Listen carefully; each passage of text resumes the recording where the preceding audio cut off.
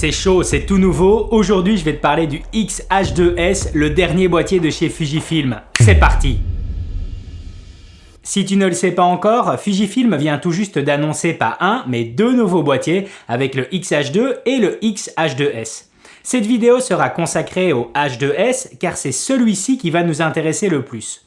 Le X-H2S devient la nouvelle bête de course en vidéo pour Fujifilm.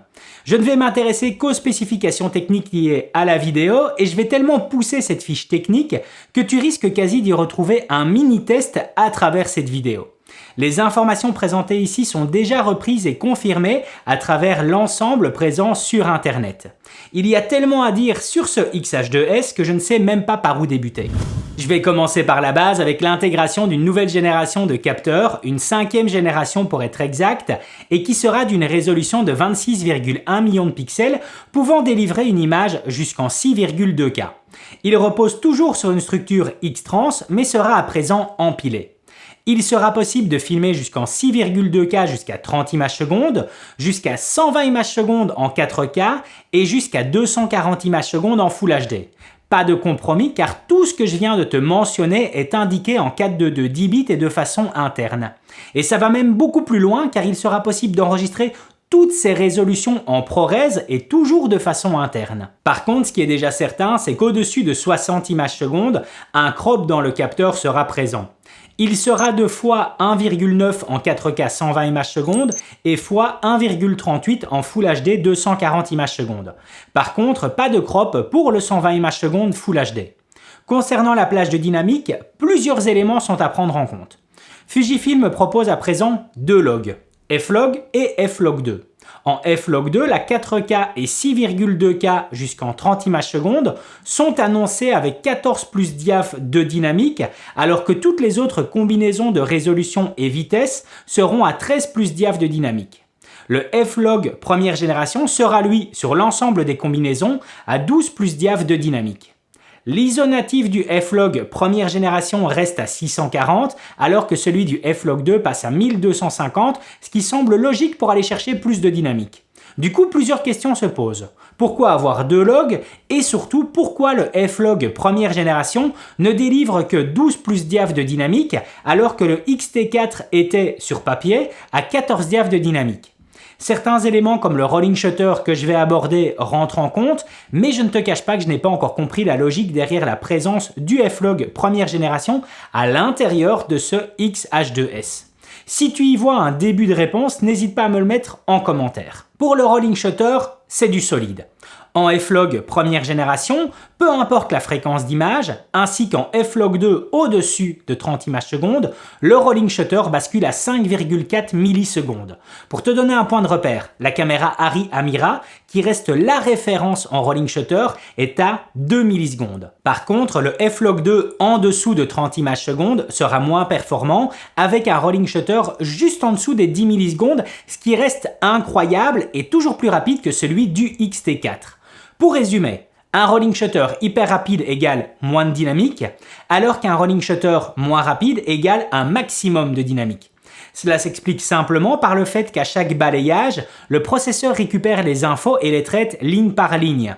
Si la fréquence augmente, il y aura moins de temps pour capter la lumière entre les deux cycles. C'est aussi bon de rappeler que le log est en processing CPU. Du coup, s'il y a plus de processing, eh bien cela va prendre plus de temps et il faudra donc réduire la fréquence des cycles. Je remercie d'ailleurs mon ami Steve de Déclic Numérique pour m'avoir confirmé et vulgarisé cette information. Tout cela concerne l'enregistrement interne, mais il sera aussi possible d'avoir un enregistrement externe avec le choix entre du ProRes RAW ainsi que du Blackmagic RAW et surtout via une sortie Full HDMI, ce qui fait grave plaisir. Pour terminer sur le capteur, il y a de la stabilisation, mais je vais m'arrêter là car j'ai pas tout compris sur la fiche technique et il peut y avoir des pièges, que ce soit suivant le codec ou d'éventuels crops. Je sais par contre que Fujifilm était conscient du retour d'utilisateurs mentionnant un effet de saccade lors d'un mouvement à main levée et que celui-ci a été amélioré. Du coup, je ne préfère pas m'avancer et tu devras donc attendre mon retour d'expérience avec celui-ci pour que je puisse te donner plus d'infos. L'ergonomie évolue elle aussi en software comme hardware avec de nouveaux menus spécialement prévus pour la vidéo ainsi que l'ajout de plusieurs boutons sur le devant comme dessus.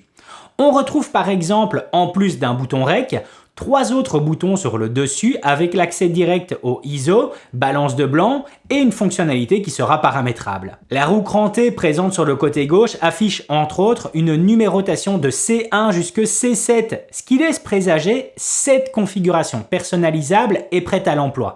Si c'est bien ça, je te cache pas que beaucoup de vidéastes Fujifilm vont sauter au plafond de joie. Il est aussi plus léger que le X-H1 avec seulement 607 grammes sur la balance.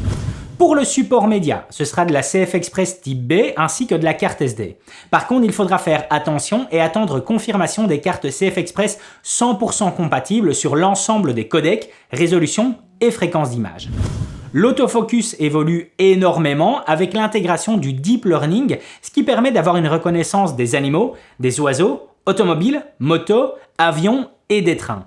Si c'est bien confirmé pour la partie photo, j'espère que ça l'est aussi pour la partie vidéo.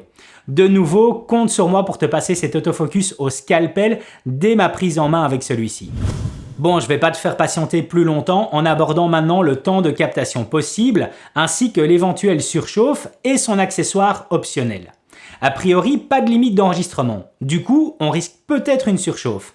Pour te rassurer, et des infos déjà présentes en ligne, si tu viens à filmer en continu 4K 60 images secondes par une température de 25 degrés, eh bien tu as 240 minutes devant toi avant la moindre surchauffe. Si par contre tu te retrouves avec 40 degrés, eh bien tu auras 19 minutes devant toi avant le moindre signe de surchauffe. Je te le dis à l'avance, me concernant et suivant ces infos, je n'aurai jamais de problème de surchauffe. Si par contre tu te sens concerné par ces conditions, eh bien Fujifilm me propose une solution pour filmer en continu pendant 51 minutes, sans surchauffe, en 4K 60 images secondes et par 40 degrés Celsius. Il s'agira d'un ventilateur vendu en option et venant se placer dans l'encoche prévue pour l'écran LCD. Je sais d'avance que cela fera débat, des mèmes et gifs seront créés par rapport à ça et on risque d'en parler encore longtemps. Avec le recul, j'ai pas vraiment de jugement là-dessus et la seule chose que je retiens, c'est qu'une solution est proposée. Aucune idée concernant l'autonomie, est-ce que cela sera plus ou moins qu'avec un X-H1 ou X-T4 ? Il faudra attendre pour le savoir. 2 infos encore à expliquer avant de te quitter.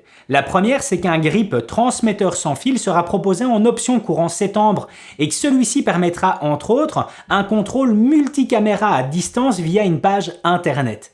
Je suis grave chaud de voir de ce que ça va donner car c'est le genre d'outil qui peut s'avérer vraiment utile et surtout pour les petites sociétés de production voulant proposer de la captation live en supplément. Deuxième et dernier élément avec un nouvel objectif dont je suis déjà fan, un 18-120 mm f4 avec zoom interne motorisé et dont l'ergonomie semble parfaitement épouser le X-H2S.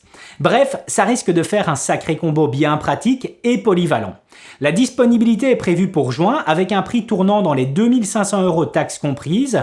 Et comme tu as pu m'entendre durant cette vidéo débrief, l'attente a été longue mais est à la hauteur de l'évolution entre le X-H1 et ce X-H2S. Je sais d'avance que Fujifilm va voir bon nombre de nouveaux vidéastes débarquer chez eux car c'est un boîtier assez incroyable qui nous est proposé ici. Une plage de dynamique avec 14 plus diaph de disponible, l'un des meilleurs rolling shutters du marché, du ProRes en interne, de la 6,2K ainsi que de la 4K 120 images secondes en 10 bits 422.